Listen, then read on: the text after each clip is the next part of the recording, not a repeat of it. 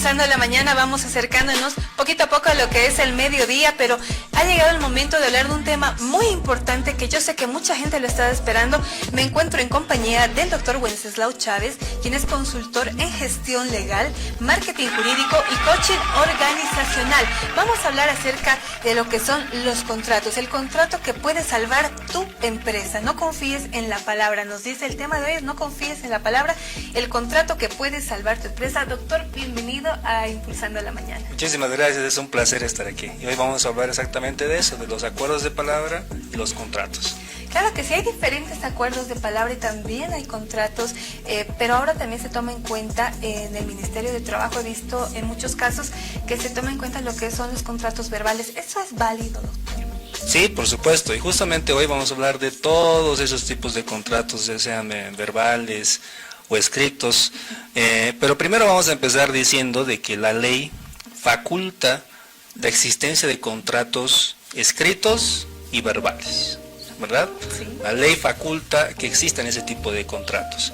Ahora, donde nosotros nos vamos a enfocar es en los riesgos de los contratos verbales, que si bien existen, obviamente esto aplicado a emprendedores, dueños de negocio, y los contratos escritos que siempre son una suerte de un blindaje más fuerte para un negocio, para un emprendimiento. Y hay diferentes contratos que todo emprendedor debe celebrar. Y sobre eso es lo que me gustaría tratar el día de hoy. Por ejemplo, contratos de arrendamiento, que es uno principal, contratos con proveedores, contratos de trabajo, de servicios, principalmente los más recomendables y principales que todo negocio debe tener para tener una base sólida de su operación comercial. Entonces podemos empezar por el primero.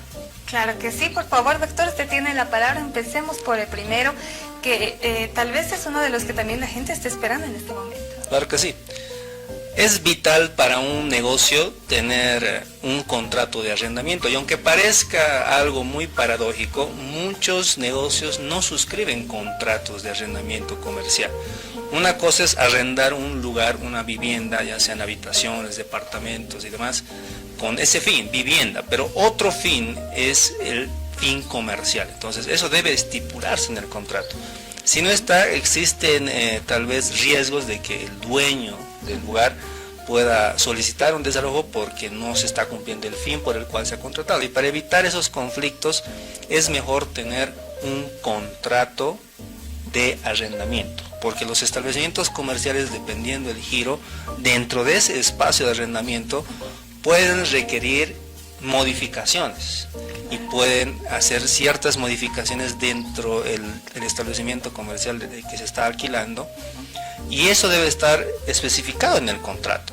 Si no está especificado en el contrato, por ejemplo, cómo se va a compensar esas modificaciones o si se van a retirar, todo eso debe estar especificado. Cláusulas de salida, por ejemplo, de rescisión de contrato, si no en que tal vez en la medida de la oportunidad del negocio tenga que trasladarse a otro lugar sin que ese traslado implique un costo adicional por romper el contrato, tal vez, ¿verdad? Entonces, claro. Es importante eso. Claro que sí, pero en caso de que, eso es en caso de que haya un contrato escrito, pero ahora qué tal si, digamos, yo voy, una X persona, ¿no? Va, se presta de su comadre el local, entonces ella le dice, voy a vivir acá, voy a estar acá, y bueno, voy a tener, digamos, no sé, una panadería, y al final se anima por una espiedería.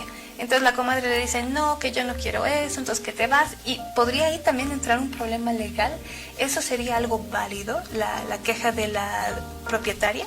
Claro que sí. Primero, porque un establecimiento de comida rápida requiere ciertas modificaciones, y ahí es lo que vamos, ¿verdad? Extractores de aire, extractores de grasa, porque hay diferentes espacios, tal vez el piso no es el adecuado, pero aún así se está utilizando y la dueña, como tú dices, puede hacer eso.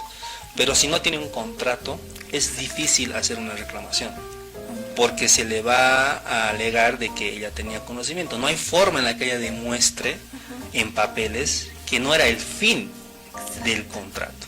Por eso es importante. Ahora puede ir a la vía judicial y reclamar, por supuesto, pero va a ser tardío y muy moroso y muy costoso poder demostrar su intención para poder lograr un desalojo en todo caso. Claro, claro que sí es. Y ahí entra la parte también más difícil, ¿no? El tema del desalojo, porque hay muchas personas que no quieren dejar el lugar, ya sea por contrato verbal, que debe ser aún más complicado, pero también por el contrato escrito, ya que también hay un término de tiempo, ¿verdad? Que se da usualmente, me parece que es de un año. Claro, eso es de acuerdo de partes, ¿no? En establecimientos comerciales puede exceder ese tiempo, porque un negocio no es que está un año y otro año se va, no. Por lo general hay arrendamientos de locales comerciales que están 5 o 10 años por la ubicación, por el lugar, y eso es diferente. Tal vez en vivienda sí se manejan esos términos, pero cuando son establecimientos comerciales los tiempos cambian. Cambian los tiempos y se pueden también modificar. Se puede modificar, todo depende de cómo esté escrito y redactado ese contrato. Y que no tenga letra chica. Puede tener, pero tiene que ser beneficioso para ambos. Claro, ¿verdad? Que sí. Y bueno, esto respecto a los locales comerciales. Sí. Ahora, el segundo punto, por ejemplo, ya hablando de otros tipos de contratos, estamos hablando de contratos con proveedores. Ya. Vamos, por un ejemplo, digamos una panadería, no una panadería pequeña, sino tal vez una panadería mediana, que definitivamente tiene un contrato, tal vez verbal, con un proveedor de harina y otros tipos de insumos, ¿verdad? Y tienen esta panadería pedidos en diferentes restaurantes, hoteles, tal vez, para entregar ciertos tipos de panes, postres y demás, ¿verdad? Claro que sí. Ahora, si el proveedor falla en la entrega de ciertos insumos para la elaboración de esto, ya está generando un perjuicio económico al negocio, porque si no entregan los pedidos que ellos ya tienen contratos firmados, el retraso de la entrega de esos insumos provoca un daño en cadena.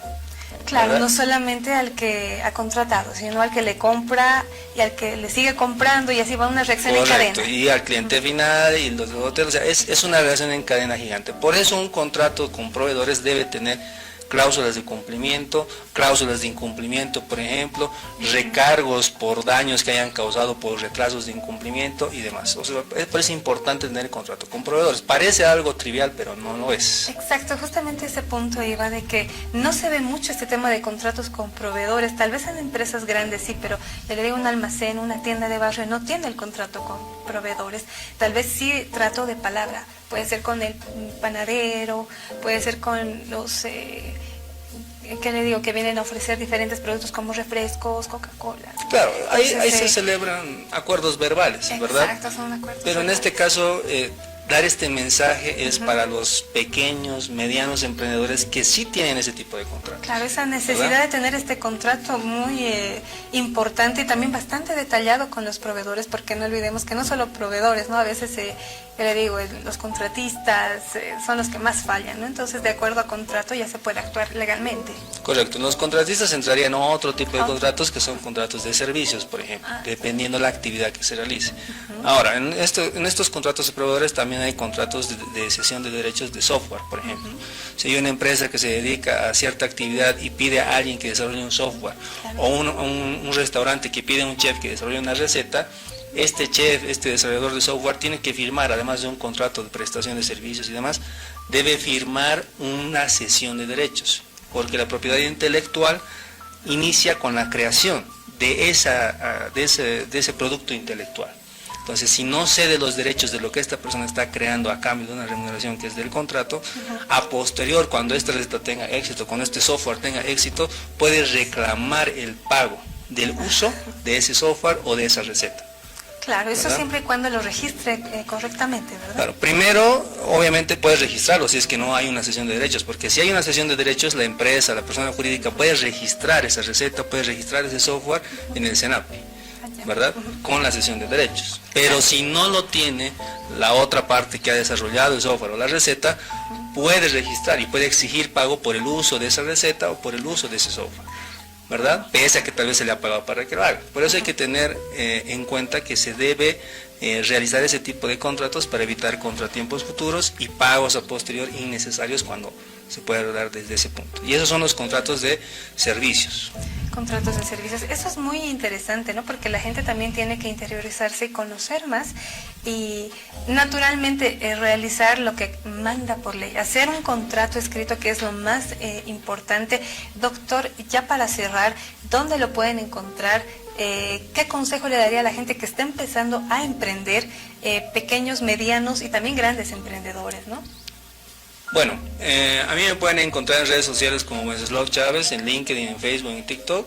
Mi número de contacto es 787-93247 y el consejo siempre es prevenir, ¿verdad? Siempre es prevenir. Y había un punto adicional que tal vez faltaba tocar, que son los contratos de trabajo, que no es nada complicado, pero ya he hablado en otras entrevistas también. Hay que hacer contratos de trabajo porque si no, la ley favorece más al trabajador en los contratos verbales que en los escritos.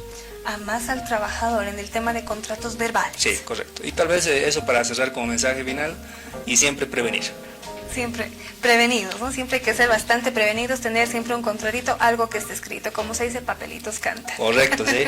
Entonces, doctor, muchísimas gracias por la visita a Impulsando en la Mañana. Le esperamos en otra oportunidad para hablar más temas que la gente también nos está poniendo a través de redes sociales. Entonces, lo estamos esperando con los brazos abiertos en Impulsando en la Mañana. Y así va a ser. Gracias. Gracias, doctor. Y bueno, nosotros continuamos con más en Impulsando en la Mañana luego de esta pausa.